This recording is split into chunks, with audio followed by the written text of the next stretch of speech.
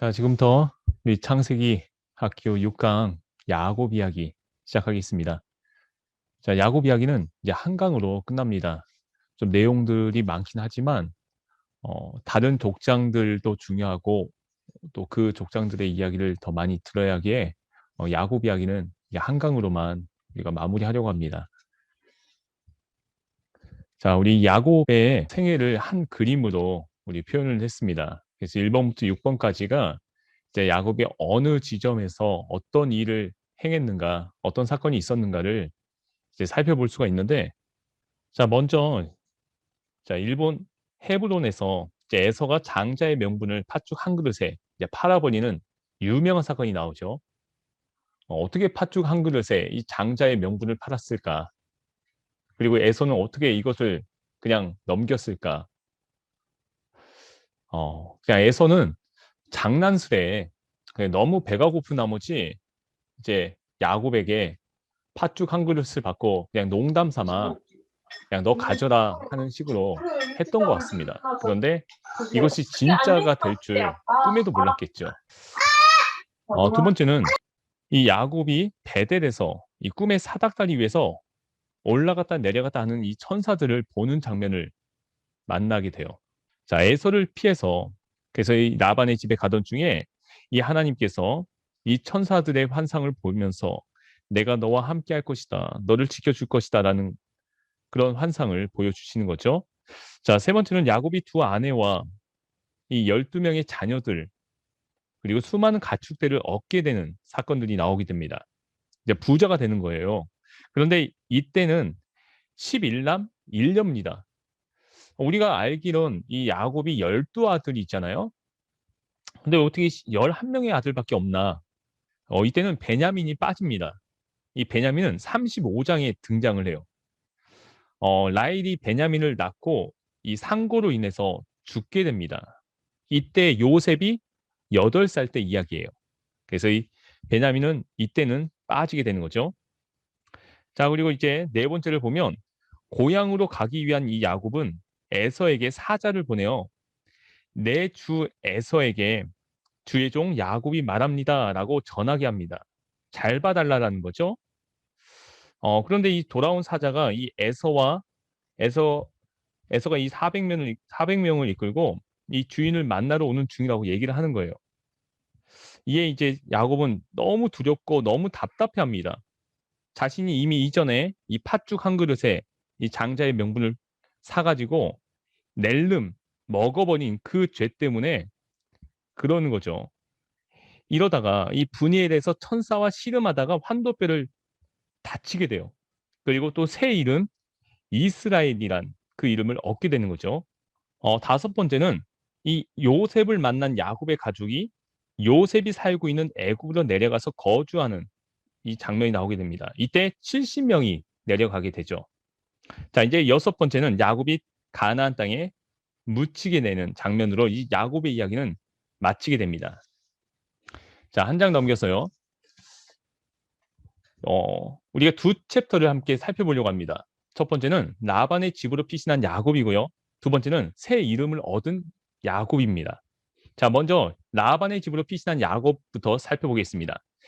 이 야곱의 이야기는 그가 상대하는 사람에 따라서 크게 두 부분으로 나눌 수 있습니다. 첫 부분은 에서와의 관계를 설명하고 있고요. 두 번째 부분은 외삼촌 라반과의 관계를 다루고 있어요. 야곱 이야기는 앞서 나온 아브라함 이야기나 이삭 이야기와는 다른 내용으로 이루어져 있습니다. 전체적으로 보아서 아브라함 이야기는 한 세대에서 다음 세대로 이어지는 부모와 자녀 간의 수직적인 어떤 그런 관계를 주로 기술하고 있다면, 그리고 실수와 잘못에도 불구하고 약속을 이루어 가시는 하나님의 신실함에 초점을 맞추고 있다면, 이 아브라함 이야기와 야곱 이야기 사이에 끼인 이삭 이야기는 약속의 성취보다는 이삭의 삶, 특히 리브가의 어떤 결혼 과정 그 속에서 역사하시고 섭리하신 하나님의 손길에 초점을 맞추고 있는 것을 보게 되는 거죠. 그런데 이 야곱 이야기는 소유와 사회적인 위치를 둘러싼 어떤 형제 간의 갈등과 경쟁 등 수평적인 관계에 중점을 두고 있고요. 싸움과 갈등 및 고통 속에서의 약속 성취에 초점을 맞추고 있습니다. 야곱 이야기에 있는 그러한 갈등은 야곱과 에서, 야곱과 라반, 레아와 라헬 등을 포함하고 있는 거죠. 그리고 야곱 이야기에서는 이 아들에 대한 약속이 주류를 이루는 이 아브라함 이야기나 이삭 이야기와는 달리 하나님이 함께 계시며 지켜주시겠다는 이 약속이 주류를 이루는 것을 보게 됩니다. 야곱은 태어날 때부터 에서와 싸움을 벌이다가 형 에서의 발꿈치를 잡고 나왔고요. 나중에는 사냥에서 돌아온 굶주린 에서에게 팥죽을 제공한 대가로 이 장자권을 사들이게 돼요. 야곱의 이러한 교활함은 마침내 아버지 이삭의 임종 때에 아버지가 형 에서를 속이고 별미를 만들어 바침으로써 형이 가져야 할 큰 아들의 복을 이 가로채는 것에서 절정을 이루게 됩니다. 이 일을 계기로 이 형 에서의 보복에 직면한 야곱은 어머니 리브가의 배려로 외삼촌 라반이 있는 곳으로 피신하게 되는 거죠. 자, 그리고 브엘세바를 떠나 베델을 거쳐 라반의 집에 도착한 야곱은 거기서 라반의 집안일을 거두면서 라반의 두 딸인 이 레아와 라헬을 아내로 맞이하게 돼요. 레아와 라헬은 제각기 자식들을 낳으면서 이 남편 야곱의 사랑을 두고 경쟁하게 되는데 아이를 낳지 못하던 라헬은 자신의 몸종인 비라를 남편에게 첩으로 주어 자기 대신 아들을 낳게 합니다. 이게 질세라 레아도 자신의 몸종 실바를 첩으로 주어서 야곱에게 아들을 낳게 하는 거죠. 그 뒤로 레아는 다시금 야곱의 아들들을 낳고 라헬도 마침내는 이 요셉이라는 아들을 낳게 돼요. 자, 이제 부자가 된 야곱을 우리가 만나게 됩니다. 라반과 품삯을 흥정하는데 이 사랑하는 아내 라헬이 첫 번째 아들 요셉을 낳자 이 야곱은 이제 외삼촌 라반의 집에서 자기가 할 일을 다 했다고 생각을 해요. 이때가 처가살이 14년입니다. 에서를 피해서 잠시 라반의 집에 머물러 있겠다 했던 이 야곱이 그리고 엄마 리브가가 금방 소식을 전해주겠다. 금방 너를 데려오겠다. 그래서 삼촌 집에 갔던 거였는데 그게 벌써 14년이 됐다는 거죠. 자, 그러면서 이제 지금까지는 라반의 재산 그리고 또 아내와 자식을 돌보고 얻는 것에 대해서 이것만 바라보고 계속 앞으로 나아가기만 했었는데 그래서 일방통행을 했었는데 어, 자기가 고향을 거의 잊고 살다시피 그랬던 모습을 가지고 있었는데 이제 상황이 달라진 거죠. 아이를 낳지 못하던 라헬이 그토록 기다리던 아들을 낳게 되는 거예요. 그럼으로써 내가 지금까지 일방통행이었지만 이제는 내가 유턴을 해야겠다. 이제 고향을 생각하니까 다시 돌아가야겠다 생각을 한 겁니다. 자, 그리고 또 자기에게 딸린 이 식구들을 한 명 한 명 생각하다 보니까 얘네들을 책임져야 되는 거예요. 그래서 내가 정말 가장으로서 제 역할을 다 해야겠구나. 이런 마음이 또 지배를 합니다. 그러면서 다시 유턴을 하고 싶은, 고향에 가고 싶은 이런 마음이 생기게 돼요. 자, 그리고 이제까지의 어떤 수고에 대해서 아무런 대가도 받지 못한 채로 억울하게 짓눌려 있었던 터였기 때문에 자기 소유라고 할 만한 것이 따로 비축되어 있지 않았습니다. 그러니까 아쉬울 것이 없는 거였어요. 그래서 얼마든지 나는 돌아갈 수 있다. 이런 마음이 이 야곱으로 하여금 고향으로 가고 싶은 유턴하게끔 그렇게 만들었다라는 거죠. 이런 판국에 언제까지 타양 땅인 이 바단 아람에 머물러 있을 수만은 없는 거였어요. 그래서 야곱은 빨리 고향 땅으로 돌아가서 정말 독립된 삶을 누리고 싶었던 겁니다. 자, 그래서 야곱은 빨리 고향 땅으로 돌아가서 살고 싶었는데 문제가 생겼던 거예요. 첫 번째가 어머니 리브가가 이 고향으로 돌아올 수 있게끔 연락을 주겠다고 그렇게 얘기하면서 보냈던 건데 14년째 깜깜무소식이었던 거죠. 그랬더니 얼마나 답답했겠습니까? 또 두 번째 문제는 에서의 문제예요. 이 정도의 시간이면 형의 증오도 많이 누그러지지 않았을까 하는 생각을 한 거죠. 이 에서는 야곱이 피신하기 전까지는 죽이겠다 이런 마음을 가지고 있었던 거예요. 근데 이제 그 마음이 14년 정도 지났으니까 어느 정도 풀리지 않았을까 이렇게 생각하는 거죠. 자, 그리고 세 번째는 벌써 14년의 시간이 지났기 때문에 부모님도 많이 연로하지 않았을까. 그래서 연로하신 부모님 소식도 너무 궁금한 거예요. 그러니까 이런 문제들 때문에 너무 가고 싶었는데 또 걸리는 거죠. 그래서 그는 이 라반을 찾아가서 자기 마음속에 있는 생각을 있는 그대로 이야기합니다. 아내들과 자식들을 포함한 온 식구들이 고향 땅으로 돌아갈 수 있게 해달라고 청하는 거예요. 그가 이렇게 청한 것은 자기 처자식에 대해서조차 어떻게 할 수 없을 정도로 그의 삶이 전적으로 라반에게 의존하고 있다라는 것을 보게 되는 거예요.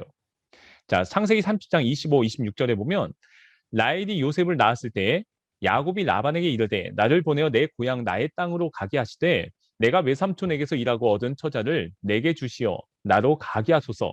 내가 외삼촌에게 한 일은 외삼촌이 아시나이다. 지금까지 내가 외삼촌에게 했던 그 일들 모두 다 아시지 않습니까? 그러니까 보내주십시오. 이런 얘기인 거죠.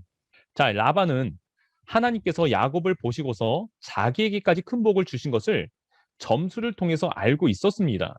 뿐만 아니라 야곱 일가는 그의 재산을 불리는 데 있어서 없어서는 안 될 매우 중요한 노동력을 제공하고 있다는 것도 알고 있었던 거예요. 그 까닭에 이 라반은 야곱의 청이 지극히 당연한 것인 줄 알면서도 그에게 머물러 주었으면 하는 어떤 자신의 솔직한 심정을 감추지 않았습니다. 야곱을 붙들려는 한 방편으로 이 라반은 그의 품삯을 그가 원하는 대로 주겠다고 제안하는 거죠. 흥정을 하는 겁니다. 마치 몸값을 흥정하는 거예요. 창세기 30장 28절에 또 이르되 내 품삯을 정하라. 내가 그것을 주리라. 이렇게 얘기하는 거죠. 그러니까 지금까지는 제대로 된 어떤 품삯을 주지 않았던 거예요. 그냥 강제 노동을 시켰던 거죠. 열정페이라고 할까요? 라반의 이 제안에 이 야곱은 다시금 자기가 외삼촌을 위해서 얼마나 많은 일을 했으며 그의 가축대를 얼마나 정성스럽게 보살폈는지를 강조합니다. 그는 또한 자신의 수고로 인하여 외삼촌의 소유가 예전에 비해서 상당히 규모가 커지지 않았냐 이것을 상기시키면서 그것이 다 자신의 수고에 대해서 이 하나님께서 외삼촌에게 주신 복의 결과라고 단정지어 말하는 겁니다. 그러니까 야곱이 열심히 했지만 야곱의 그 열심히 일하는 그 상황 가운데 하나님이 계속적으로 일을 하셨다라는 거죠. 그러니까 하나님의 도우심으로 이렇게 큰 복을 얻지 않았나 얘기하는 거예요. 창세기 30장 30절에 내가 오기 전에는 외삼촌의 소유가 적더니 번성하여 때를 이루었으니 내 발이 이르는 곳마다 여호와께서 외삼촌에게 복을 주셨나이다. 그러나 나는 언제나 내 집을 세우리이까 이렇게 얘기하는 거예요. 자기도 너무나도 자기의 집을 독립된 삶을 살고 싶다라는 거죠. 자, 나는 외삼촌을 위하여 이토록 수고하여 외삼촌을 부자가 되게 해주었는데 나는 이게 뭐냐? 이것이 야곱의 불만이었던 거예요. 이 질문을 보면 라반의 푸대접으로 인해서 자기 소유의 재산이 전혀 없다는 것이 그로 하여금 고향으로 돌아가고 싶은 그런 생각을 갖게 한 것임을 알 수 있는 거예요. 그러나 어쩌면 이 야곱은 고향으로 가겠다는 그런 구실로 자신의 품삯을 확보하려는 이런 속셈을 가지고 있었는지도 모릅니다. 왜냐하면 꾀돌이였기 때문이죠. 속임수를 잘 쓰는 사람이었기 때문이에요. 계산이 빠른 야곱으로서는 충분히 가능한 거예요. 그 뒤에 대화가 이 점을 잘 보여주는 거죠. 궁지에 몰린 라반은 그에게 무엇을 주었으면 좋겠는지를 묻게 됩니다. 그러자 야곱은 마치 기다렸다는 듯이 자신의 의중을 그에게 밝혀요. 만일에 외삼촌의 양떼 중에서 아동진, 이 얼룩진 것들과 점이 있는 것들과 검은 것들, 그리고 염소떼에서 점이 있는 것들과 아동진 것들을 품삯으로 준다면 앞으로도 계속해서 외삼촌의 가축대를 먹이고 돌보겠다는 것이 그의 생각이었던 겁니다. 그러면서 야곱은 나중에 외삼촌이 자기 품삯을 확인하여 보면 자신의 의, 곧 자신의 정직함이 어떠한지를 알 수 있을 것이라고 장담하는 거예요. 이와 아울러 그는 만일에 양이나 염소 중에 그의 품삯으로 정하지 않은 것들이 있다면 그것들은 훔친 것으로 인정해도 좋다고 말합니다. 그러니까 라반은 자신에게 유리한 조건인 것을 알게 돼요. 그래서 이것을 기꺼이 받아들입니다. 양이나 염소는 대체적으로 희거나 또 검은 이런 단색 계통의 것들이 우세했던 까닭에 야곱의 계획은 거의 모험에 가까운 것이었다라는 것을 자신도 직감하는 거죠. 자, 이 점을 알고 있던 라반은 한술 더 떠서 야곱의 제안을 들은 그날로 야곱의 품삯으로 돌아갈 수 있는 종류의 것들을 모조리 가려내고서는 그것들을 모두 자기 아들들에게 넘겨주게 돼요. 사전에 막아버리는 거죠. 그러고도 안심이 되지 않는 라반은 추가 조치로 야곱이 있는 데서 사흘 길을 더 가서 자기와 야곱 사이의 거리를 그만큼 멀게 하는 거예요.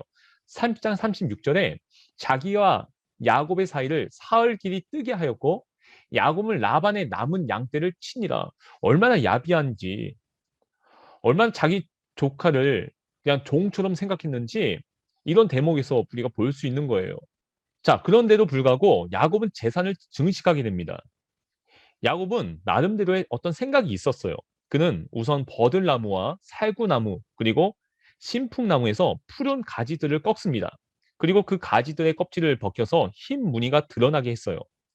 야곱은 껍질을 벗긴 그 흰 무늬 가지들을 양떼가 와서 물을 먹는 개천의 물구유 안에 똑바로 세워놓고서는 양떼가 와서 물을 먹을 때 눈앞에 세워놓은 그 가지들을 볼 수 있게 했습니다. 그러자 물을 먹으러 온 양들은 거기에서 교미를 했다라는 거죠. 껍질을 벗긴 그 흰 나뭇가지 앞에서 교미를 한 양들은 한결같이 얼룩무늬가 있거나 점이 있거나 아롱진 것들을 낳았다라는 거죠.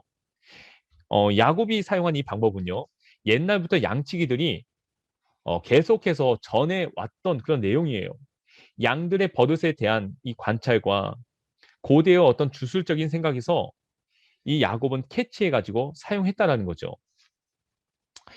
야곱은 이런 새끼 양들을 다 가려내어 나머지 양들, 곧 라반의 가축대와 섞이지 않게 계속 철저하게 구분을 했습니다. 특히 야곱은 튼튼한 암컷들이 교미할 때는 물 먹이는 구유에 껍질 벗긴 가지들을 놓아서 그 가지 앞에서 교미하게 했고요. 약한 것들이 교미할 때는 그 가지들을 치워버린 거예요. 그렇게 함으로써 이 야곱은 약한 것들은 라반에게 가게 하고요. 튼튼한 것들만 자기 소유가 되게 했던 거죠. 30장 43절에 이에 그 사람이 매우 번창하여 양떼와 노비와 낙타가 그리고 나귀가 많았더라. 그런데 이것보다 더욱 중요했던 것은요. 야곱의 재산이 이처럼 불어나게 된 것은 그와 함께 하시는 하나님의 은총에 의해서였다라는 사실입니다. 그러니까 아무리 자신이 노력해도요. 아무리 자신에게 꾀가 있고 자신의 어떤 상황이 기발하게 돌아갈지라도 하나님이 막으신다면요. 전혀 앞으로 나아가지 않는 거죠. 하지만 아무리 그 상황이 나쁘고 좋지 않을지라도 내 생각에 그 상황이 막막해 보일지라도 하나님이 개입하신다면, 하나님이 함께 하신다면 우리는 그 상황을 얼마든지 넘어설 수 있다는 거죠. 자, 이제 야곱이 라반과 언약을 맺게 됩니다. 자, 라반의 집을 떠나게 돼요. 야곱이 하나님의 은총에 힘입어 큰 부자가 되자 라반의 아들들은 이 야곱을 시기합니다. 그들은 야곱이 자신들의 아버지인 라반의 재산을 다 빼앗아 간다고 소문을 내는 거예요. 그리고 야곱이 라반의 재산으로 그렇게 큰 부자가 된 것이라고 떠들고 다녔다라는 거죠. 31장 1절 2절에 보니까 야곱이 라반의 아들들이 하는 말을 들은즉 야곱이 우리 아버지의 소유를 다 빼앗고 우리 아버지의 소유로 말미암아 이 모든 재물을 모았다 하는지라. 야곱이 라반의 안색을 본즉 자기에게 대하여 전과 같이 아니하더라. 자, 라반의 가족들에게 있던 이러한 적대감은 야곱으로 하여금 속히 그곳을 떠나야겠구나 이런 생각을 갖게 만듭니다. 야곱이 처한 위기 상황을 아신 하나님은 마침내 야곱에게 그의 조상의 땅, 곧 그의 친족에게로 돌아갈 것을 명하십니다. 그와 함께 있을 것이니 염려하지 말라는 말씀도 덧붙이셨어요. 하나님의 말씀에 힘을 얻은 야곱은 심부름꾼을 라헬과 레아에게 보내어서 자신의 가축대가 있는 들판으로 그들을 불러내었습니다. 31장 4절에 야곱이 사람을 보내어 라헬과 레아를 자기 양떼가 있는 들로 불러다가 이런 말씀이 있죠. 라반이 있는 힘을 다해서 수건 자기에게 이 품삯을 제대로 주기는커녕 10번씩이나 품삯을 바꿔치기 했다는 잘못을 크게 비난합니다. 그러면서도 야곱은 하나님께서 자기를 라반의 속임수에서 지금까지 지켜주셨음을 다시금 강조해요. 하나님의 보호하심에 대한 야곱의 강조는 하나님께서 라반의 가축대를 빼앗아서 자기에게 주었다고 말한 데서 더욱 분명하게 드러나는 거예요. 또한 그는 하나님의 천사가 꿈속에서 자신의 재산이 어떻게 해서 불어나게 되었는가를 자세하게 가르쳐 주었다고까지 말을 합니다. 31장 11절 12절에 보니까 꿈에 하나님의 사자가 내게 말씀하시기를 야곱아 하기로 내가 대답하기를 여기 있나이다 하매 이르시되 내 눈을 들어 보라 양떼를 탄 순양은 다 얼룩무늬 있는 것, 점 있는 것과 아롱진 것이니라. 라반이 내게 행한 모든 것을 내가 보았노라. 천사의 말에 의하면요. 하나님을 라반이 이제까지 그에게 어떻게 하였는지를 다 보셨다는 것입니다. 하나님은 가만히 있었던 게 아니라 지금까지 이 야곱의 상황을 다 눈여겨 보셨다라는 거죠. 그러니까 마찬가지로요. 하나님은 우리의 상황도 다 보고 있다라는 겁니다. 아무것도 하지 않은 것이 아니라 그냥 가만히 계신 것이 아니라 우리의 일거수일투족을 다 살펴보시면서 우리가 무슨 일을 하는지 어떤 상황 가운데 놓여 있는지를 끊임없이 파악하고 계신다라는 거죠. 그리고 우리의 상황 가운데 하나님은 개입하기를 원하시는 겁니다. 그리고 그 개입하기를 원하는 그때를 기다리고 계시는 거죠. 그래서 베델의 하나님께서 그로 하여금 바단 아람을 떠나 그가 태어난 땅으로 돌아가라고 명하셨습니다. 그런데 천사의 말 중에 한 가지 흥미로운 것은요. 하나님께서 자신을 베델의 하나님으로 야곱이 외삼촌 라반의 집으로 피난하는 길에 이 사닥다리 환상 속에서 하나님을 처음으로 만나고서 그 앞에 기름을 붓고 맹세를 한 곳이었습니다. 이것은 이제 야곱이 베델에서의 서원을 갚아야 할 때가 되었다라는 것을 뜻하는 겁니다. 하나님께서 그것을 원하신 것이에요. 그러니까 야곱의 긴 설명을 들은 라헬과 레아는 라반이 자기들을 팔아 넘겼을 뿐만 아니라 자기들의 몫으로 돌아올 것까지 다 가져가 버렸다고 말합니다. 아버지에 대한 반감이 이러했던 까닭에 라헬과 레아는 하나님께서 라반에게서 빼앗은 것은 다 자기들의 것이라고 당당하게 말할 수 있었습니다. 두 아내의 말을 들은 후에 이 마음을 굳힌 야곱은 라반이 양털을 깎으러 간 틈을 타서 도망치기로 작정합니다. 보통 양털을 깎고 나갈 때는요. 사흘이 걸렸기 때문에 설령 라반이 뒤늦게 도망간 사실을 알더라도 쉽게 따라오지 못할 것이다. 이런 판단을 했던 거죠. 더욱이 양털을 깎는 일은요. 유목민들에게 있어서 매우 중요한 행사 중에 하나였어요. 온 가족이 며칠 동안 먹고 마시며 즐기는 어떤 큰 잔치였다라는 거죠. 이처럼 중요한 잔치에 근데 막상 야곱 일가를 초청하지 않았던 거예요. 자신들만의 잔치로 그냥 버렸더라는 거죠. 얼마나 이것도 야속합니까? 라반이 그들을 아주 딴 나라 사람으로 여기고 있다라는 거죠. 이것을 자신의 그 두 딸들조차도 너무나도 억울한 거예요. 그래서 이 라헬과 레아는 정말 이것도 너무너무 속상한 거죠. 라반이 양털을 깎기 위해 이 사흘 길을 떠나자 바단 아람에서 얻은 모든 짐승과 소유를 다 가지고서 가나안 땅에 있는 아버지 이삭에게 갈 만반의 준비를 하게 됩니다. 자, 이때에 아버지의 행동을 퍽이나 못마땅하게 생각하던 라헬은 그가 양털을 깎으러 간 사이에 몰래 그의 장막에 들어가요. 그리고 드라빔을 훔칩니다. 그런데 야곱은 라헬이 드라빔을 훔친 사실을 모른 채로 모든 재산을 거두어 가지고 유프라테스 강을 건너 길르앗 산간 지방 쪽으로 도망했어요. 이 드라빔은 사람 모양을 그대로 본떠 만든 수호 신상이에요. 그러니까 작은 신상입니다. 그러니까 이것은 상속을 또 상징하는 물건으로 통용되었다라는 거죠. 계속해서 이것을 가지고 있으면 이것을 가지고 있는 자에게 상속권이 있었다라는 거예요.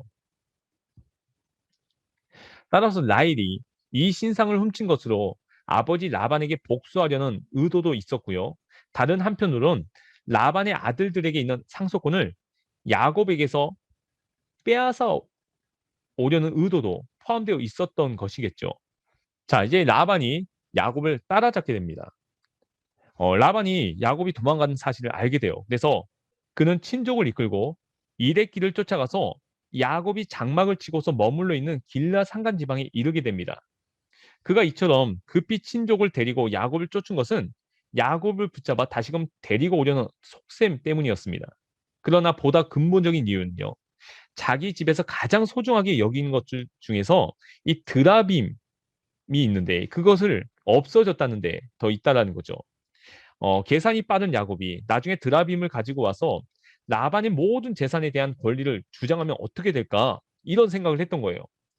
그래서 그는 몰래 도망친 야곱에게 보복하려는 마음까지도 품고 있었던 것으로 보입니다. 31장 29절에 보니까 너를 해할 만한 능력이 내 손에 있으나 너희 아버지의 하나님이 어젯밤에 내게 말씀하시기를 너는 삼가 야곱에게 선악간에 말하지 말라 하셨느니라. 그러나 라반의 이러한 심사를 아신 하나님께서는 그날 밤에 라반이 꿈속에서 그에게 좋은 말이든 나쁜 말이든 아무 말도 하지 말라 이렇게 주의하라고 경고하셨습니다. 31장 25절부터 28절에 보니까 라반이 야곱을 뒤쫓아 이르렀으니 야곱이 그 산에 장막을 친지라 라반이 그 형제와 더불어 길라산에 장막을 치고 라반이 야곱에게 이르되 내가 나를 속이고 내 딸들을 칼에 잡힌 자 같이 끌고 갔으니 어찌 이같이 하였느냐 내가 즐거움과 노래와 북과 수금으로 너를 보내겠거늘 어찌하여 내가 나를 속이고 가만히 도망하고 내게 알리지 아니하였으며 내가 내 손자들과 딸들에게 입맞추지 못하게 하였으니 내 행위가 참으로 어리석도다. 이렇게 말을 하는 거예요. 너가 어떻게 해서 우리 가족들을 데리고 그냥 몰래 가느냐. 그냥 이렇게 우리가 볼 수 있겠지만 이 안에는 또 라반의 속셈이 들어있는 거죠. 자, 아울러 그는 야곱을 보호하신 하나님의 은총에 대해 말하면서 아버지의 집이 그리워서 고향으로 돌아가는 것은 당연하지만 어떻게 남의 집 수호신상을 훔칠 수 있느냐 이렇게 비난을 합니다. 이에 야곱은 영문을 몰랐던 거예요. 그가 자기 아내들을 강제로 빼앗을까 두려워서 몰래 빠져나왔다라고 변명하면서 수호신상을 훔친 사람이 만약에 있다면 죽여도 좋다고까지 자신의 결백함을 주장하게 됩니다. 또한 그는 라반의 물건 가운데 하나라도 자기에게 있으면 다 가져가도 좋다고 말을 해요. 한편 야곱의 허락을 받은 이 라반은 야곱의 장막으로부터 시작해서 모든 이들의 장막을 다 뒤졌지만 드라빔을 발견하지 못했던 거예요. 라헬이 그것을 낙타 안장 밑에 감추고서 월경 중임을 구실로 하여서 내려오지 않았기 때문인 거죠. 라반이 드라빔을 찾지 못하자 야곱은 라반에게 아무 잘못도 없는 사람을 도둑놈 취급하지 말라라고 항변하면서 지난 20년 동안 자기가 라반을 위해서 얼마나 충성스럽게 일했는지 정말 흥분해서 낱낱이 밝힙니다. 38장 39절에 내가 이 20년을 외삼촌과 함께 하였거니와 외삼촌이 암양들이나 암염소들이 낙태하지 아니하였고 또 외삼촌의 양떼의 순양을 내가 먹지 아니하였으며 물려 찢긴 것은 내가 외삼촌에게로 가져가지 아니하고 낮에 도둑을 맞았든지 밤에 도둑을 맞았든지 외삼촌이 그것을 내 손에서 찾았으므로 내가 스스로 그것을 보충하였으며 지금까지 내가 얼마나 도왔냐 이렇게 얘기를 하는 거예요. 그래서 이제 더 이상 그러한 압박과 소름을 참을 수 없다고 생각한 야곱은 자신의 비천한 모습을 다음과 같이 요약해서 설명합니다. 40절에 내가 이와 같이 낮에는 더위와 밤에는 추위를 무릅쓰고 눈붙일 겨를도 없이 지냈습니다. 지금까지 제가 얼마나 열심히 지냈습니까? 얘기하는 거죠. 아울러 그는 분노에 찬 모습으로 이 품삯과 관련된 불의와 부정을 있는 그대로 폭로하는 거예요. 그가 폭로한 사실에 의하면 이 라반은 품삯을 10번씩이나 바꿔치기 했는데 이 야곱은 이 사실을 이미 그의 두 아내에게 밝힌 바가 있었어요.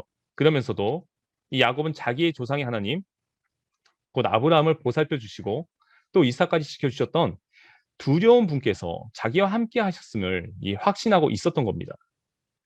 31장 42절에 보니까 우리 아버지 하나님, 아브라함의 하나님, 곧 이삭이 경외하는 이가 나와 함께 계시지 아니하였더라면 외삼촌께서 이제 나를 빈손으로 돌려보냈었으리다마는 하나님이 내 고난과 내 손의 수고를 보시고 어젯밤에 외삼촌을 책망하셨나이다. 이렇게 얘기하는 거죠.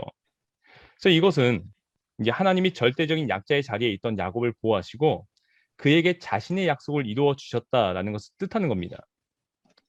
자, 이제 라반과 언약을 맺게 될 라반은 압박과 소름을 참지 못하고 분노함으로 항변하는 이 야곱에게 그의 아내들과 자녀들 그리고 그에게 있는 가축대가 본래는 다 자신의 것이라고 주장합니다.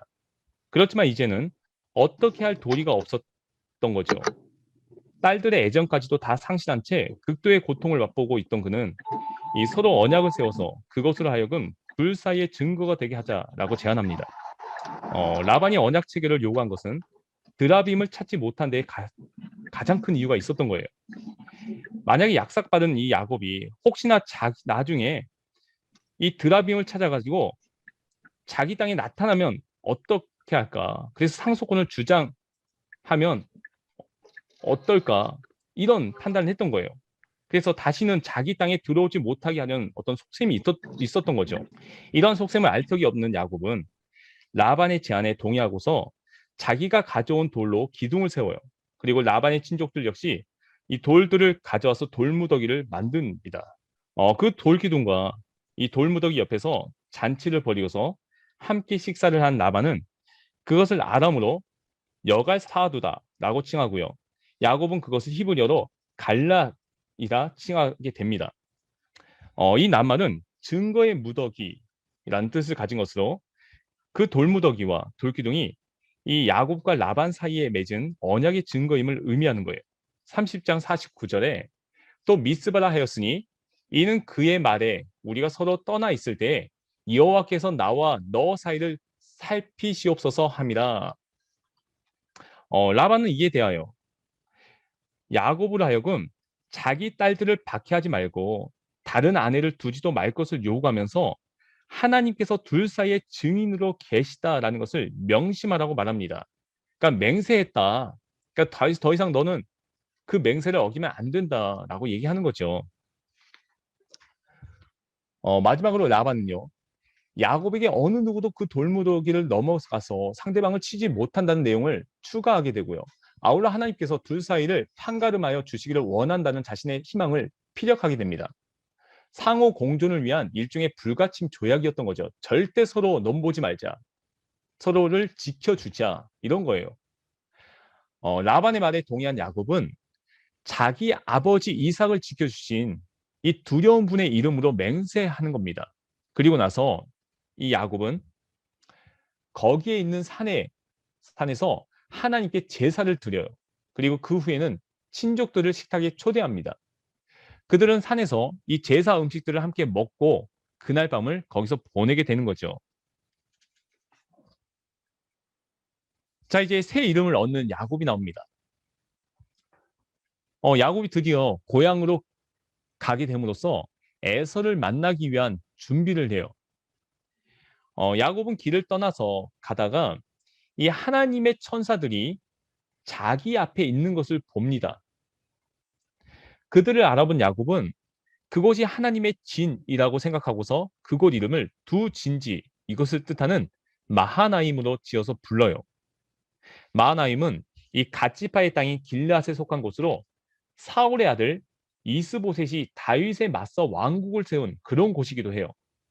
또한 마하나임은 이 다윗이 나중에 압살롬의 반란을 피해서 도망할 때 이 머무르면서 원기를 회복한 그런 장소이기도 합니다. 그러니까 의미가 있었던 장소예요. 그런데 야곱이 이 마하나임에서 이처럼 하나님의 천사들을 만난 것은 20여 년 전에 그가 가나안 땅을 떠나 외삼촌 라반의 집으로 가는 길에 베델에서 사닥다리 환상을 보면서 하나님을 만나 약속의 말씀을 받은 것과 거의 같은 의미를 가지고 있다. 이렇게 보게 됩니다. 하나님의 군대가 그를 만났다라는 것은 어떻게 보면 두려움에 처해 있는 야곱을 하나님께서 보호해 주실 것임을 암시한다고 볼 수 있습니다. 또한 그것은 하나님의 군대가 에서에게 딸려 있는 이 400명의 무리들로부터 야곱을 지켜 주실 것임을 암시하기도 하는 거예요. 그러나 야곱은 이처럼 하나님의 천사들을 만나 새로운 용기와 힘을 얻었음에도 불구하고 여전히 형 에서의 보복을 두려워합니다. 형이 나를 치면 어떻게 될까?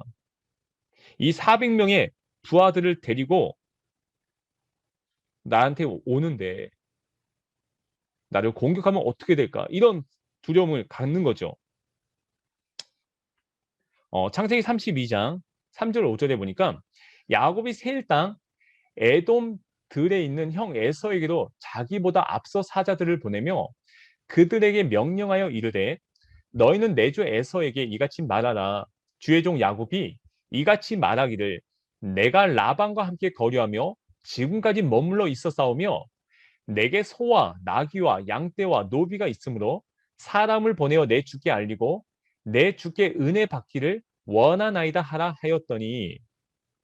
자, 여기서 그는 형 에서를 나의 주인님이라 한없이 높여 부르고 자신은 당신의 종이라고 낮추어 불러요. 자, 이것은요, 자신의 잘못을 깨닫고 있는 이 야곱이 형 에서의 호의를 얻고자 얼마나 애쓰고 있는가를 단적으로 보여주는 거예요. 이 야곱이 보낸 심부름꾼은 이 에서에게 갔다가요, 다시 야곱에게 돌아오는데, 이 돌아오면서 에서가 지금 부하 400명을 거느리고 그를 만나려고 오고 있습니다라는 충격적인 소식을 전해주는 거예요. 자신뿐 아니라 온 가족이 전멸할지도 모른다, 이런 생각을 야곱은 하게 됨으로써 너무나도 두렵고 걱정이 되는 거죠. 그래서 그가 본 하나님의 두 군대를 본떠서 사람과 짐승을 포함하여 자기 일행 전부를 두 때로 나누게 됩니다. 에서가 만약에 한 때를 치더라도 최소한 다른 한 때는 피할 수 있지 않을까. 그 시간 동안에 도망가면 되지 않을까. 이런 계산을 했던 거죠. 32장 9절에 야곱이 또 이르되 내 조부 아브라함의 하나님, 내 아버지 이삭의 하나님 여호와여, 주께서 전에 내게 명하시기를 내 고향 내 족속에게로 돌아가라, 내가 내게 은혜를 베풀리라 하셨나이다. 이렇게 말을 하는 거죠. 자, 아울러 그는 자신이 라반의 집으로 도망갈 때에는 이 지팡이 하나뿐이었지만, 내가 지팡이밖에 아무것도 없었지만 이제는 두 때나 된 것이, 많은 재산을 가지게 된 것은 전적으로 하나님의 은혜에서부터 비롯된 것이다. 자신은 그러한 은총을 받을 자격이 없었는데도 불구하고 하나님이 이렇게 하셨다라는 것을 고백하는 겁니다. 자, 11절 12절에 보니까 내가 주께 간구하오니 내 형의 손에서 에서의 손에서 나를 건져내시옵소서. 내가 그를 두려워함은 그가 와서 나와 내 처자들을 칠까 겁이 나기 때문이니이다. 주께서 말씀하시기를 내가 반드시 내게 은혜를 베풀어 내 씨로 바다에 셀 수 없는 모래와 같이 많게 하리라 하셨나이다. 자, 이렇게 기도하는 거죠. 그래서 기도를 마친 야곱은 그날 밤에 마하나임에 머무르게 되면서 자기 소유 가운데서 형 에서에게 줄 선물을 따로 골라냅니다. 그러니까 다 합치니까요, 무려 550마리나 되는 대단한 양의 선물이었던 거예요.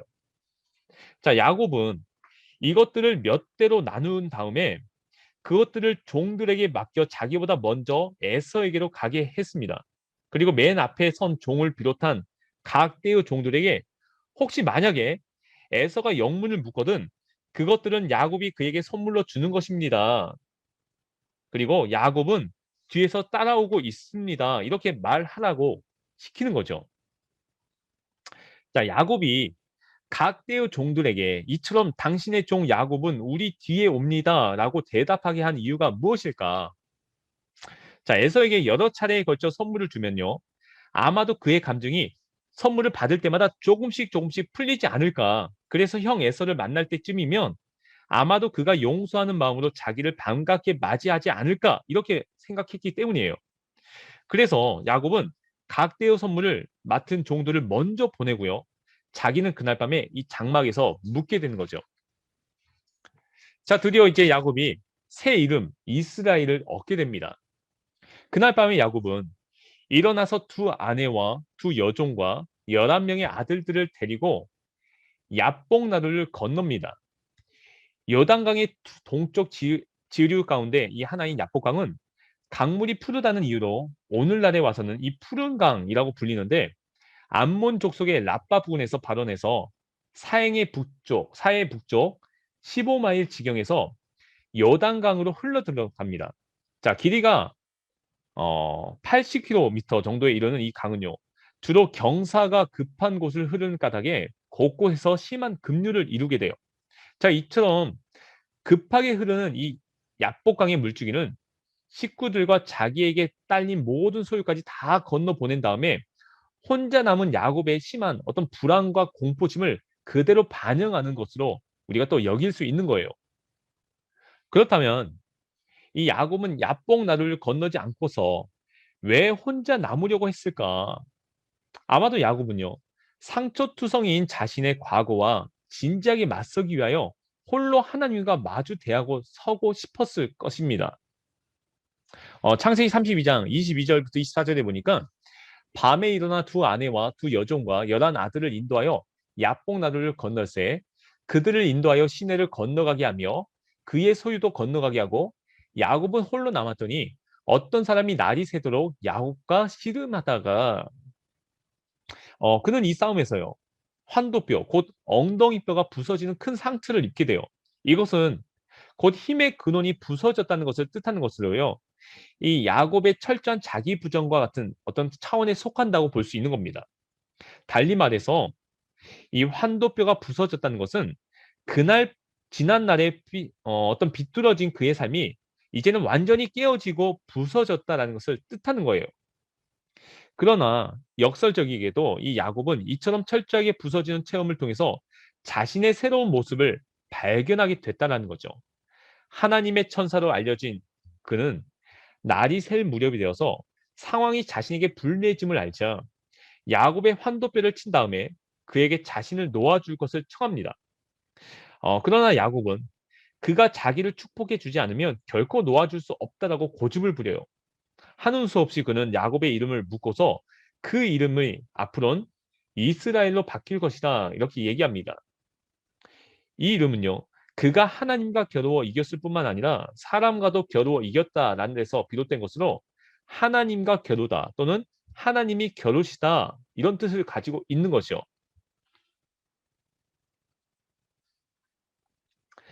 그런데 여기서 이 중요한 것은요. 그 씨름의 주도권이 이 야곱에게 있었던 것이 아니라 하나님에게 있었던 것을 우리가 보게 되는 거예요. 하나님께서는 이 씨름에서 속임수와 교활함으로 가득 찬 야곱의 삶, 곧 환도뼈를 부서뜨림으로써 그를 철저하게 굴복시켰다. 그리고 그에게 새 이름을 줌으로써 희망찬 미래의 삶이 그에게 가능하게 하셨다라는 것을 우리는 볼 수 있습니다. 자, 이러한 암시는요. 환도뼈가 부서지는 것과도 같은 철저한 자기 부정 내지는 자기 붕괴의 경험이 있어야 비로소 희망이 가능하다 이런 사실을 보여주는 것이라 다름이 없는 거예요. 자, 마지막으로 한 가지 주목할 것은요. 야곱이 야복강에서의 이 놀라운 체험을 통해서 그동안 자신을 짓누르던 이 불안과 공포감을 극복할 수 있게 되었다라는 거죠. 야곱은 마침내 자기가 하나님의 얼굴을 배워보고도 살아 있다는 것에 이 감격한 나머지 그곳 이름을 브니엘이라고 지어 부르고요. 이 지명은 하나님의 얼굴이라는 그런 뜻을 가지고 있다라는 거죠. 자, 이어서요. 창세기 33장에는 이 에서를 만난 야곱이 나오게 돼요. 이 야복 나루를 건너 계속해서 고향 땅을 향해 가던 야곱은 마침내 에서를 보게 되고 만일의 사태를 대비해 아들들을 이 레아와 라헬과 두 여종에게 나누어 맡기고요. 두 여종과 그들에게서 난 아들들을 앞세워요. 그리고 레아와 그에게서 난 아들들은 그 뒤에 그리고 라헬과 요셉은 맨 뒤에 세워서 따라오게 했다라는 거죠. 그러니까 네 그룹으로 나눈 거예요. 그러나 야곱은 용감하게도 맨 앞으로 나가 형에게 마치 궁궐에서 신하들이 왕을 향해 절을 하듯이 7번이나 땅에 엎드려 절을 했다라는 거예요. 야곱이 이렇게 여러 번 절을 하는 것을 본 에서는 두 팔을 벌려 그의 목을 끌어안고서 입을 맞추면서 이 야곱과 함께 울게 됩니다. 하나님께서 에서의 마음을 만지신 것이겠죠. 에서 스스로 이 야곱을 어떻게 용서했겠습니까? 절대 용서 못할 그 사건을 하나님께서 만지심으로 이 에서가 야곱을 용서해 주도록 이끌어 주셨다라는 거죠. 그렇게 함으로 이 화해가 이루어지고 다시금 하나가 된 겁니다.